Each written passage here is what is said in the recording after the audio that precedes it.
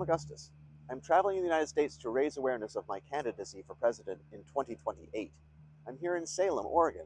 This is the heart of the Willamette Valley, where the fertile fields and hazelnut groves meet the foothills of the Cascades. The real future of Oregon is being forged in the communities of Northeast Salem, the neighborhoods of West Salem, and the small businesses along Court Street by people who value the spirit of independence every day instead of just reading about it in a book. I'm standing at the Oregon State Capitol. It is topped with the gleaming gold man, the Oregon pioneer, looking out over the valley. This building was designed with white Vermont marble to represent a clean break from the past, standing as a monument to the pioneers who trekked across a continent to build something new. It's a tribute to a state that has always been a trailblazer for the rest of the nation. But for too many in Oregon, that pioneer spirit feels like a closed door. This Capitol stands as a reminder of the grit and determination of those who came before us, yet we are witnessing a slow erosion of Oregon's stability. The people who built these neighborhoods and the families who have long anchored the communities here are being displaced by a tide of indifference. When the voices of the people who actually live and work here are sidelined, we lose the very heart of our society to the interests of an uncaring few. This is the 18th capital of my 50 plus 1 capitals tour. My plan seems obvious and necessary to me, but behind me in these halls and for other presidential candidates, it could be considered unnecessary. The plan is to visit every capital in this country over the course of about 60 days, not to give motivational speeches, but to listen. I'm here to hear about the addiction and homelessness crisis on our streets, the struggle of the timber industry in our rural counties, and the housing crisis that is turning our young families into a generation of renters who can never afford to own a piece of the Oregon dream. Oregon is a land of breathtaking beauty and also a land of hard realities. From the tech innovators in the Silicon Forest to the farmers in the Mid-Valley, this state is built on a tapestry of people who have survived by being more resilient than the winter rains.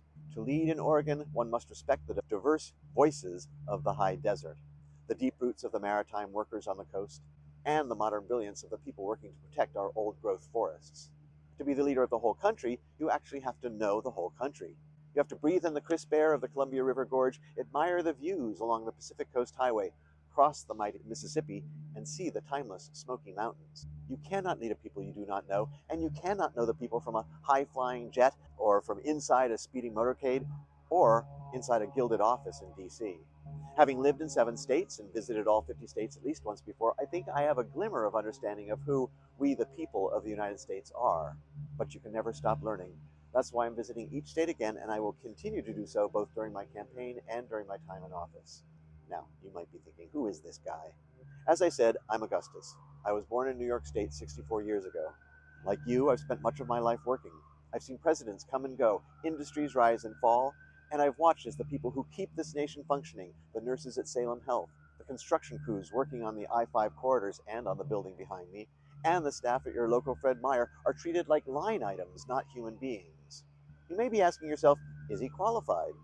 The Constitution says I am. For me, being qualified means working as hard as I can to help the most people possible. You need to decide for yourself what qualified means to you.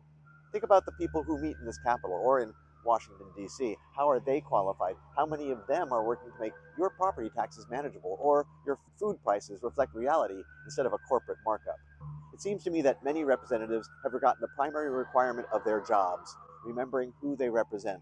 They shouldn't represent the lobbyists, they shouldn't represent their party, and they definitely should not represent the ultra-rich. Your representatives and the President of the United States should represent you, period. I stand for the people, not for corporations that treat employees like disposable parts, not for the rich and ultra-rich who treat the law as a suggestion, and not for the special interests who think their way is the only way. I believe in a land of freedom and opportunity, not a land of for lease signs and skyrocketing rents that push families out of the neighborhoods they've called home for generations. Why consider an unconventional, unaffiliated candidate like me? Maybe because you're exhausted. You're sick of choosing between generic candidate A and generic candidate B, neither of whom has had to decide between a grocery bill and a utility payment. The motto of Oregon is Alice volat propis. She flies with her own wings. Sadly, it feels like those wings are only carrying the rich. It's time to ensure that the prosperity of this state reaches the people working 2 jobs just to put food on the table and a roof over their heads. I'm headed to Olympia, Washington next. I have many capitals and many miles ahead of me. If you see me in your state, don't just take a picture. Come over and say hello. Tell me what's keeping you up at night. Tell me what you want for your children. I'm Augustus, and I'm here to listen. I'll see you on the steps where you live.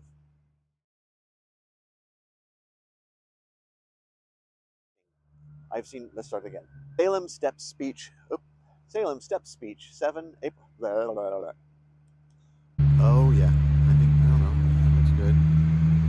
This way. Shirts because it is kind of cold. Not really cold. It's only 56 degrees, but still. Anyway, does it look really stupid? I guess it looks really stupid, but I look stupid sometimes.